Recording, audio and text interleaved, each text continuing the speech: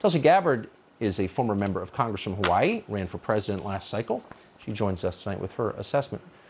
Congressman, thanks so much for coming on. So given everything the country faces right now, both domestically and abroad, why are the news networks colluding with a political party to tell us this is the most important thing?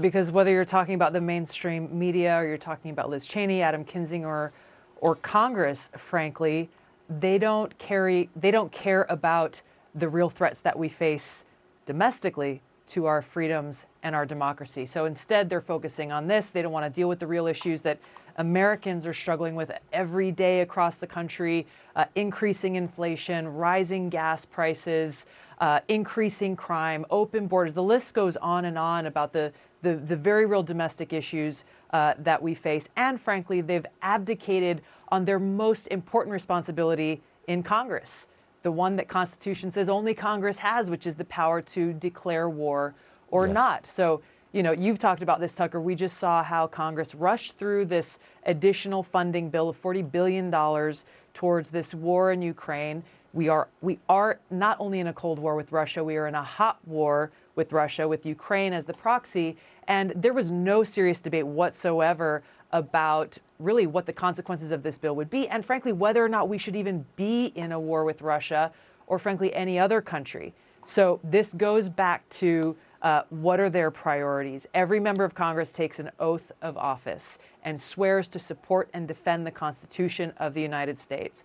Well, the Constitution provides all of us with very specific rights and freedoms enshrined in that Constitution. Right now, we've got the Biden administration, we've got the Department of Justice, the mainstream media, big tech, all colluding to undermine our rights and civil liberties and freedoms. I don't see Congress taking action to address and deal with that threat. So if they really wanted to uphold their oath that they swore, that's exactly what they should be focused on right now. I think the most disturbing moment a year and a half later, looking back, is the moment where Lindsey Graham turned to the Capitol Police and said, "You have guns, use them." Now, they had just shot an unarmed military veteran to death who stood about 5 feet tall. And I guess what bothers me the most is that nobody cared. I mean, police take life, often it's justified. We've defended it on this show. But to not investigate it or explain it suggests that the life that was taken was worth nothing. And that is the message that they're sending. This woman's life didn't mean anything. It wasn't, we just killed her and threw her away. I mean, how can members of Congress sit there and allow that? Members of Congress are not, again, they don't have their priorities straight. So much of this has been politicized, it's been sensationalized with very specific objectives that have nothing to do with upholding the Constitution or what's in the best interest of the country and the American people. And I think the way that this hearing has been actually not even so-called produced, it's literally being produced by somebody, I think, who is from ABC News in order to try to come with with an objective that has nothing to do, again, with what's best for the people, what's best for the Constitution. They're trying to achieve their own political interests.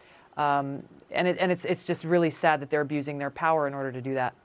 This is the kind of propaganda show that we used to make fun of when it took place in totalitarian. When you were a kid, you remember that? I mean, we had this vibrant, lively news media and people debated things, and we'd look over at these totalitarian hellholes and say, you know, they turn on their TVs and they get this pre-produced lying.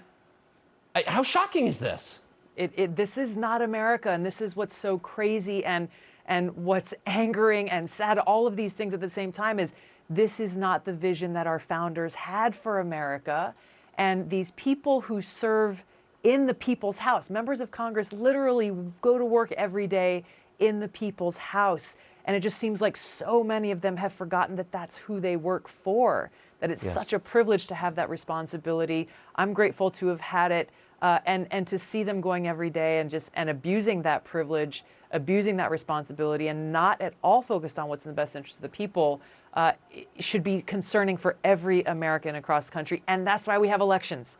We have the opportunity to fire those who are not putting the American people and our country first. I think this every time we talk. You are one of the most temperamentally moderate and sensible and even-keeled people I've ever talked to. And you were considered a radical in the Congress. It just tells you everything about them. We're always grateful when you're on. Tulsi Gabbard, thank you.